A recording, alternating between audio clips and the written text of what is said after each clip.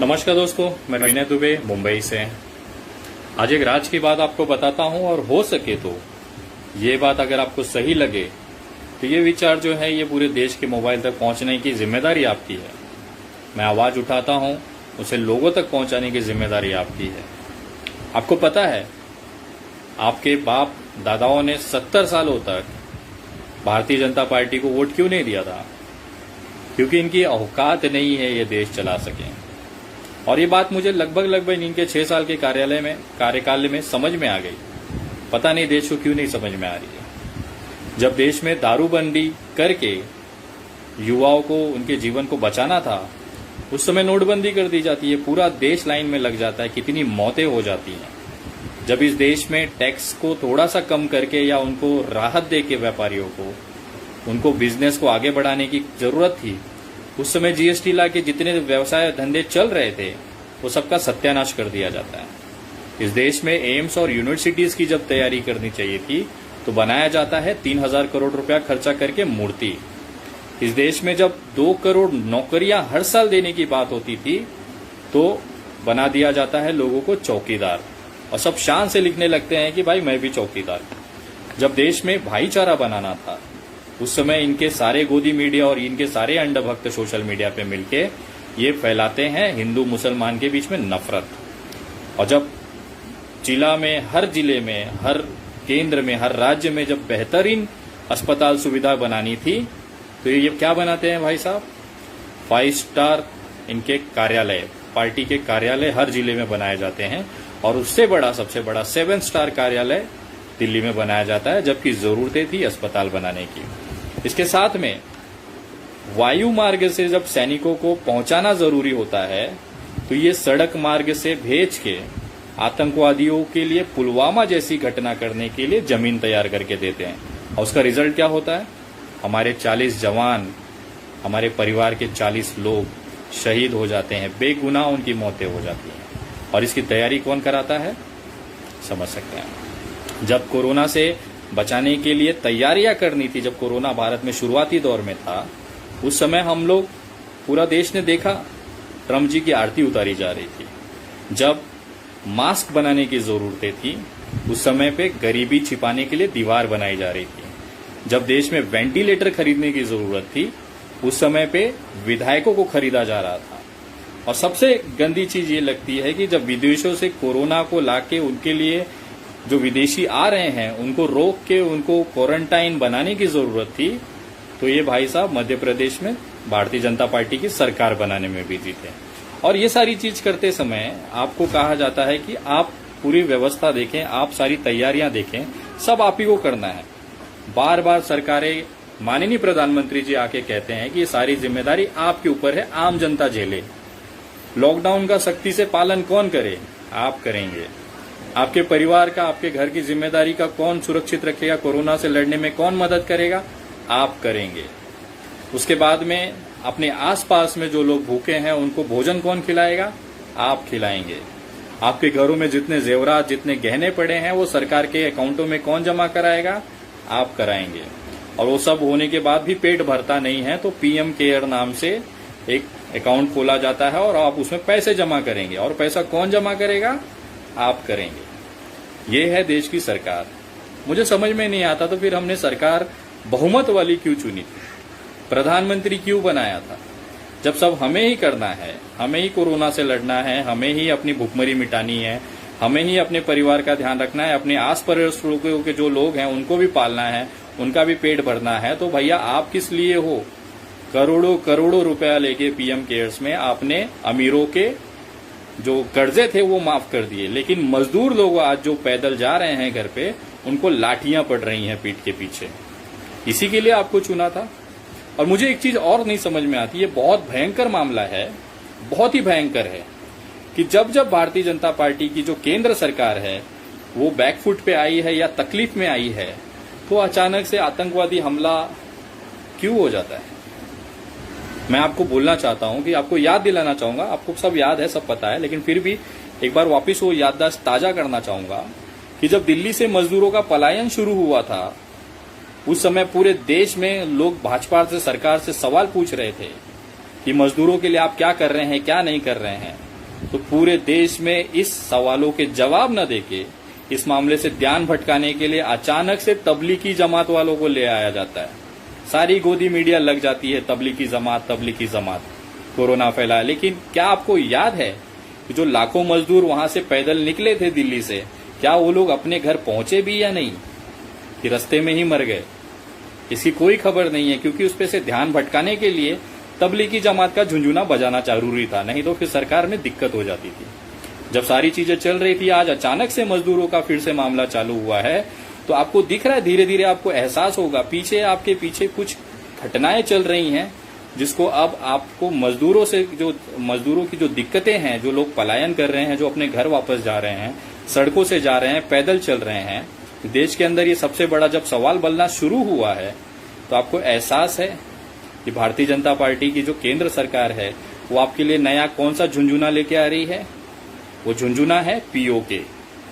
Pakistan occupied जो कश्मीर है उस पर अब हमला करेंगे, उसको अपने कब्जे में लेंगे। मैं सहमत हूं, ये होना चाहिए, वो अब भारत का अभिन्न हिस्सा है, वो भारत में आना चाहिए। लेकिन उससे बड़ा सवाल, उससे बड़ी जो जरूरतें हैं इस समय, वो देश में कोरोना से लड़ने के लिए है। जो मजदूर पलायन कर रहे हैं उनको इस कोरोना से संक्रमण रोकने से लिए है, उनके भूखे जो पेट है उसमें निवाले डालने जरूरी हैं। जब देश की जनता ही नहीं रहेगी तो आप पीओके क्या पूरा पाकिस्तान ले लीजिए, कोई फर्क नहीं पड़ेगा आपको। मैं इसके लिए कह रहा हूं कि आने वाले समय में आप टीवी चैनलों पे, सोशल मीडिया पे ये सारी चीजें आप देखेंगे, आपके अंदर देशभक्ति जगाई जाएगी, क्योंकि सरकार अब है बैकफुट पे। कोरोना पे पूरी तरह से फेल हो चुकी है। मजदूरों के सवालों पे उनके पास कोई जवाब नहीं है, कोरोना के मामले पे उनके पास कोई जवाब नहीं है, न वो अपने सरकारी अस्पतालों के डॉक्टर या पूरे देश के डॉक्टरों को पीपीई किट दे पा रहे हैं। पीपीई छोड़िए, उनके औकात से बाहर की चीज है। मैं साधारण से बात करता हूं कि टेस्टिंग किट्स कहां पे है, अभी तक भारत में कितनी टेस्टेज हुई हैं उसकी कोई जानकारी, कोई व्यवस्था नहीं है। जो टेस्टिंग किट्स लिए गए उसमें भी करोड़ों का घोटाला किया इन्होंने। ऐसी टेस्टिंग किट्स लाई गई जिसमें कोई रिपोर्ट्स ही नहीं आ रही हैं, कचरा खरीदा गया है, कचरा। और हम बात कर रहे हैं हम कोरोना से जीतेंगे। यही सारे सवालों को दबाने के लिए अब नया आपको चूरन चटाया जाएगा, वो है पीओके। पाकिस्तान पे हमला, पाकिस्तान की तैयारी, पाकिस्तान जीतेंगे, देशभक्ति जागेगी, लोग मरेंगे कोरोना से, भूखमरी से। ये सवाल न पूछा जाए सरकार से, इसके लिए अब ये झुंझुना चलाया जाएगा। तो आप देखते रहिए, सरकार ने मस्त प्रोग्राम बनाया हुआ है कि आपको कैसे बेवकूफ बनाना है, क्योंकि पिछले 7-6 सालों में ये लोग यही कर रहे हैं, केवल जनता को बेवकूफ बनाना। आपको पता है देश की असली जरूरतें क्या हैं? हमारे जो फ्रंट में लोग लड़ रहे हैं, जो डॉक्टर्स हैं, सफाई कर्मचारी है, पुलिस कर्मचारी है, वो खुद कोरोना की चपेट में आ रहे हैं। उनको बचाना हमारे लिए प्राथमिकता होनी चाहिए। उनको पीपीई किट देना चाहिए। सबसे भयंकर ये है कि अगर कोई पुलिसकर्मी संक्रमित होता है तो उसके लिए अस्पतालों में बेड नहीं है। वो व्यक्ति जिसकी वजह से हजारों लोग कोरोना से बचते हैं, उस व्यक्ति के लिए अस्पताल में इलाज की व्यवस्था नहीं है। इस देश का दुर्भाग्य है। जो डॉक्टर्स हैं, मैं वीडियोस देखता हूं सोशल मीडिया पे, कितने ही नर्सिंग स्टाफ और डॉक्टर आके चिल्लाते हैं, वीडियोस बनाते हैं कि हमने हजारों लोगों का इलाज किया, लेकिन आज हमारे ही इलाज में लापरवाही हो रही है, हमें इलाज नहीं मिल रहा है।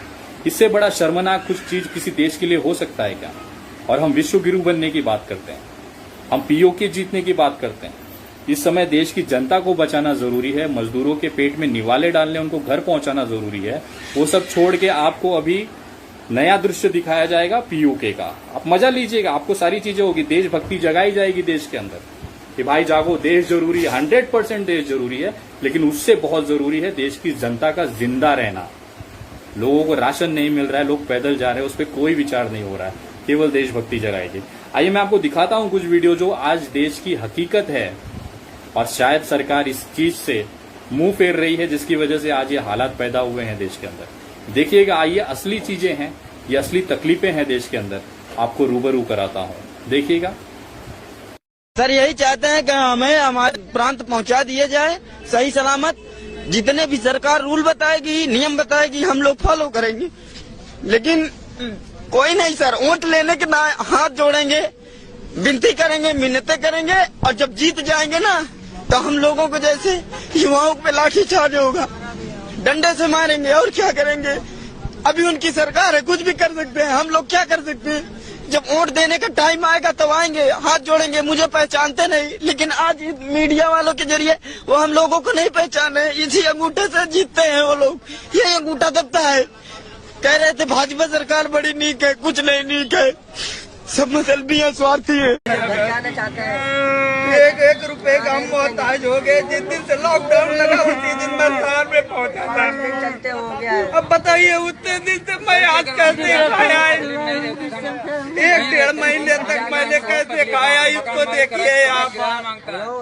सरकार के तरफ से हमको 1 पैसे का राशन नहीं मिला है, कुछ नहीं मिला। सर हमें घर जाना है सर, 1.5 महीना हो चुका है। घर बैठे बैठे रूम भाड़ा नहीं है सर, पैसा नहीं है, काम नहीं है, खाना नहीं है सर, क्या करें बताओ। बैठे 1.5 महीना हो गया सर। क्या करूं सर, इधर मेरे पास जेब में 5 रुपये नहीं है सर, मैं क्या करूं सर।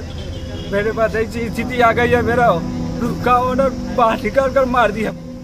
इसके लिए मैं इधर आया हूँ, पैदल निकल रहा हूँ सर। मेरे पास क्या भी नहीं, सुबह से खाना नहीं खाया हूँ सर, 2 हफ्ता हो चुका है, अभी तक पैसा नहीं है मेरे पास खाने के लिए सर। मैं क्या करूँ सर, ये ऐसा आ गया है।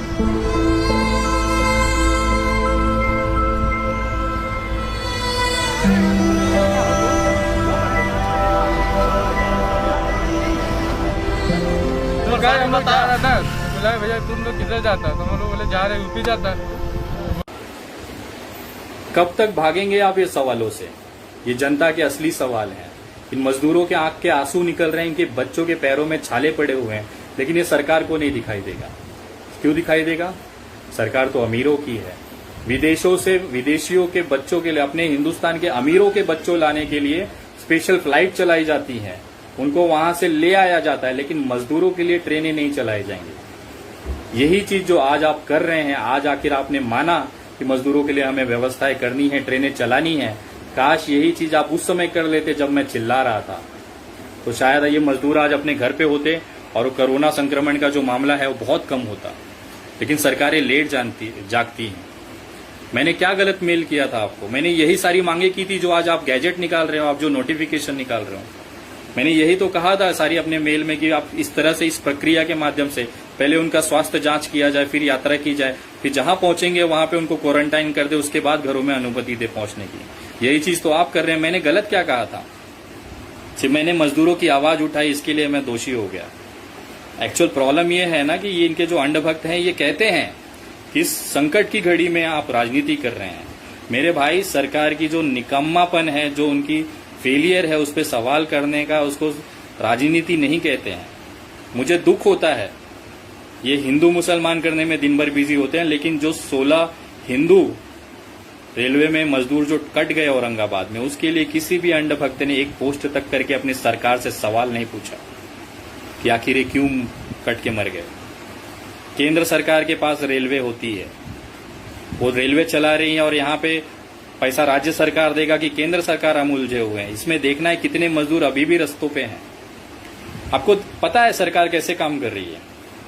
मैं आपको ये वीडियो दिखाता हूं, कोई हंसेगा नहीं, लेकिन प्रॉमिस करो कोई हंसेगा नहीं। ये सरकार इस तरह से काम कर रही है, देखिए आपको पता चलेगा कि आज की यथास्थिति केंद्र सरकार की क्या है और उसमें जनता को क्या फायदा हो रहा है। वो जरा देखिएगा, एक छोटा सा वीडियो है।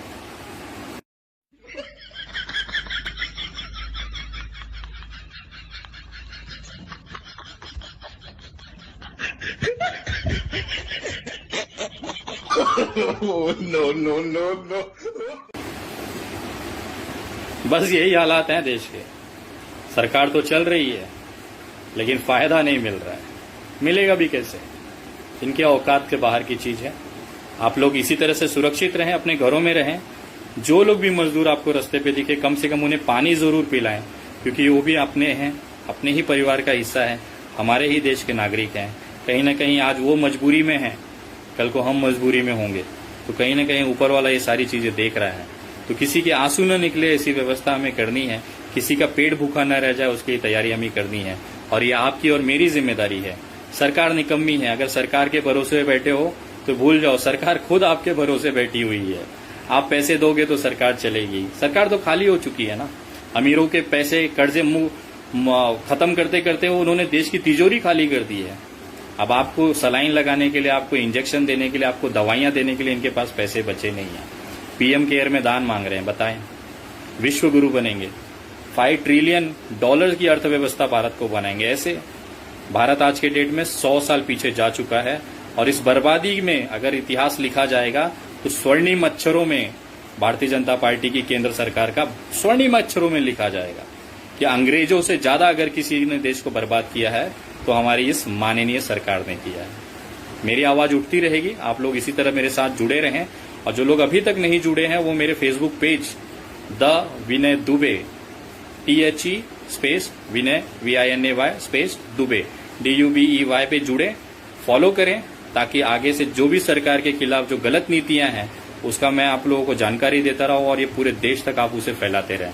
कि मैं तो अपनी आवाज उठा के अपनी जिम्मेदारी पूरी कर लेता हूं, लेकिन क्या आप ये मेरी जानकारी, मेरी जो विचार है या जो मेरी सरकार से सवाल है वो सवालों को आप हर उस भारतीय के मोबाइल तक पहुंचाते हैं क्या? ये आपकी जिम्मेदारी है। अगर आपको सही लगता है तो मेरी बात हर उस भारतीय तक पहुंचाएं जो इस समय तकलीफ में है, जो जानना चाहता है कि सरकार कर क्या रही है। तो कृपया इसे ज्यादा से ज्यादा शेयर करें और लोगों से पहुंचाएं और मेरे फेसबुक पेज पे जरूर जुड़ें ताकि सरकार के जो गलत नीतियां हैं उसका विरोध तबीयत से, उचित ढंग से कर सके। जय हिंद।